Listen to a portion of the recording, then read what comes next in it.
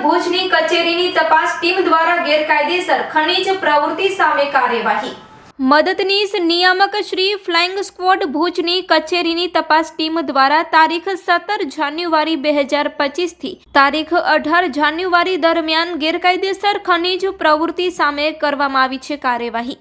તારીખ 17 જાન્યુઆરીના રાત્રિ દરમિયાન ભચાઉ તાલુકાના લાકડિયા ખાતે આકસ્મિક તપાસ હાથ ધરી અધિકૃત રોયલ્ટી પાસ વિના ચાઇના ક્લે ખનીજ ભરેલ 5 વાહનો સીઝ કરવામાં આવ્યા છે। તારીખ 17 જાન્યુઆરી 2025ના રોજ સાંજના સમયે મુન્દ્રા બોરાણા ખાતે આકસ્મિક તપાસ હાથ ધરી સાદી રેતી ખનીજના ગેરકાયદે ખનન વહન કરતા એક લોડર અને એક ટ્રેક્ટર તેમજ 2 ડમ્પર ઉપરાંત એક બ્લેક ટ્રેપ ખનીજના અધિકૃત રોયલ્ટી કરતાં વધુ જથ્થો ઓવરલોડ વહન કરવા બદલ એક ડમ્પર સીઝ કરવામાં આવ્યું છે।